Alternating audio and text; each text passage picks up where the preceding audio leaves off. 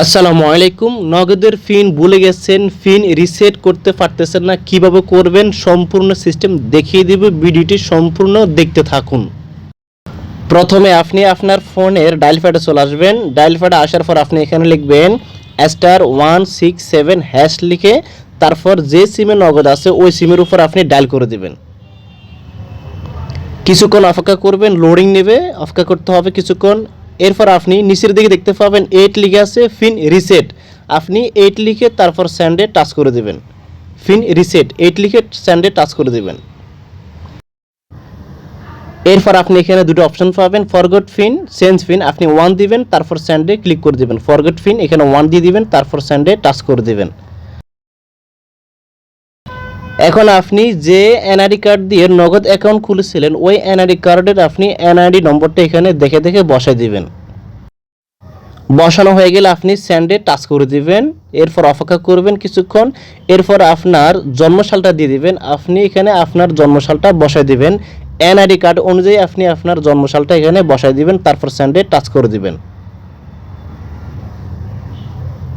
কিছুক্ষণ অপেক্ষা করবেন, লোডিং নেবে।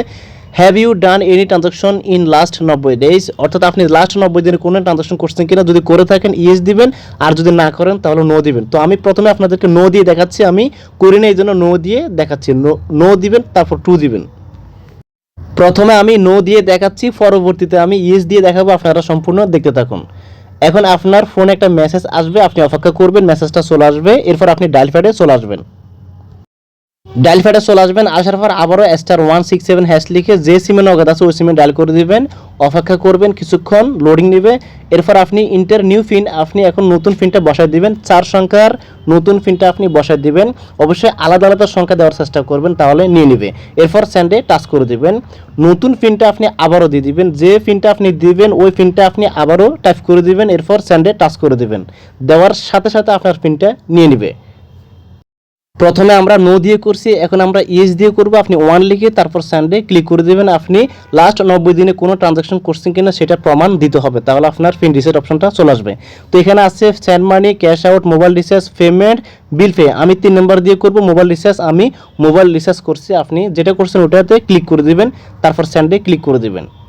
দেওয়ার পর আপনি ইন্টার ট্রানজাকশন অ্যামাউন্ট, আপনি অ্যামাউন্টটা দিবেন, কত টাকা আপনি লেনদেন করছেন সেটা দিয়ে দিবেন। আমি 20 টাকা রিচার্জ করছি, এটা দিয়ে দিচ্ছি, তারপর স্যান্ডে ক্লিক করে দেবো।